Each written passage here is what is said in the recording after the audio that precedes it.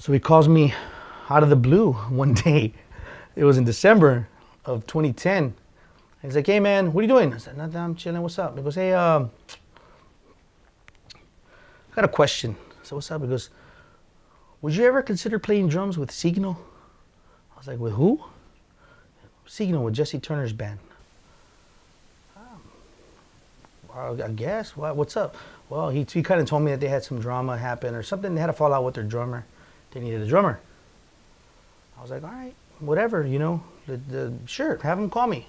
Because while me and Lalo were friends, he would always talk about that band, like, or he would say they were busy or working or whatever they were doing. And it was, Turner called me out of the blue, and we just talked, and we had met in '96 when I was with Excelencia. I remember back in the day at South Dallas here in McAllen. McAllen, the club. Yeah. I used to work there. I used to DJ there with the radio station. Yeah, so I remembered him from then.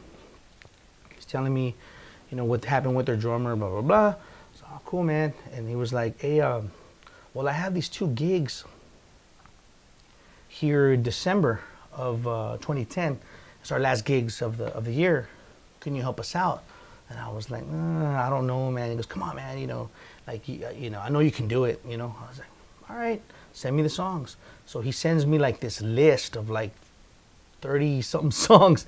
And I swear, dude, I only knew 3 of them out of what he sent me. And this was like 2011, 2012? This is 2010. This is the December of 2010. Okay, so Mejor Dímelo had already been released? Yeah, that had already been released. Yeah, because that song was a big hit. That's when Jesse and Siggno started really like climbing up. Well, and the record that was that they were promoting at the time was the Quiarías album. And so I come to Corpus. The gigs were December 23rd and 25th of December of 2010. So I come to Corpus on a Wednesday, the day before the gig, and we were rehearsing, and it was caído, bro. Like, it sounded like it was a train wreck. It just wasn't gelling. Something was not right. It just didn't feel right. And then we called it a night and said, okay, well, tomorrow we can rehearse at sound check. All right, we go to a sound check, and still nothing. It just wasn't working. And you weren't feeling it. It just something was like I didn't remember the songs. It was just, you know, you're trying to cram so much information. It's like you're going blank. And then when it was showtime, they had this intro, and he's like, okay, I'll tell you, you know, when to go on stage or whatever. I was like, all right. So there's the intro, like, all right, let's go. So I go, get behind the drums, and something just happened. And I don't know what it was. I couldn't tell you what it was. Something just clicked. And it sounded, it was the pressure of being on stage performing. Yeah, it was something cool, but I mean, it just brought it together. I mean, yeah, you know? it was good. It was cool. Like, it was different, and I just played how I played, and everybody noticed it. Like, something just sounded different. And then I played the following gig, which was Christmas Day of 2010. We played in Casablanca, Laredo, with Solido. And we played the gig, and again, it was just like, it was just different, you know.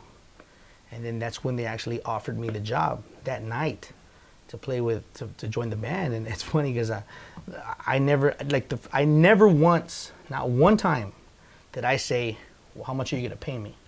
The first thing that came out of my mouth was, I ain't dressing like that. I'm like, well, what do you mean? I said, well, that's just not me. And how were they dressed? Like, they were real cowboy, you know, they norteño. They didn't have the look they have currently. They're norteño. They were norteño. That was their deal. Cowboy hat. Yeah, cowboy hat. Western shirt. I think Turner and Wrangler jeans. There was 3 of them with cowboy hats, 3 of them without cowboy hats. And I just like, no, that's not me. Like, I have an image that that I got with AB. That was, people knew me as that. And they were just like, wear whatever you want, bro. You know, just play. They didn't think I would join the band, because at the time, at that moment, he thought I was like a peer coming from AB. And it's interesting how their image evolved into what you were originally sort of coming in with. You know? Well, no, I mean, yeah, it changed. You know, the hats were thrown away. Well, no, I think but they were trying to incorporate the hat still. You know what I'm saying? But yeah, man, I stayed the same. I didn't change.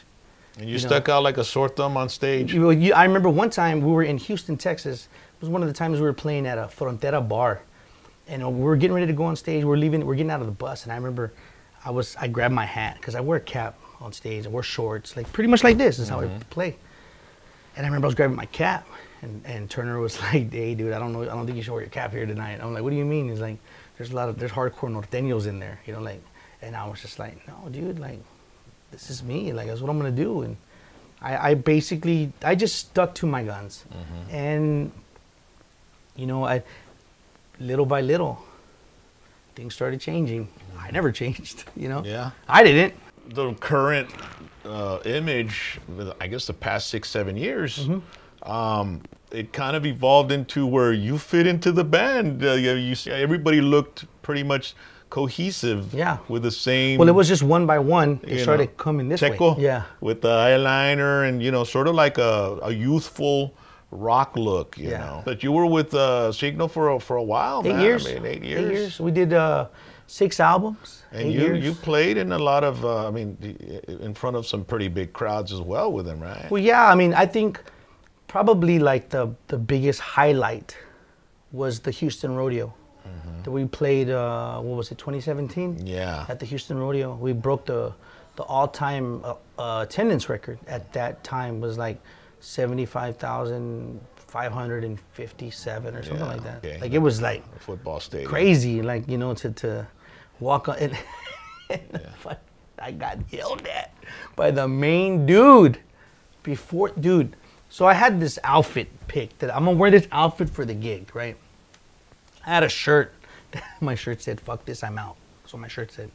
So I was ready for the gig, you know, whatever. And we go on the golf carts, and I'm sitting right here in the back of the golf cart, and Richard was right next to me.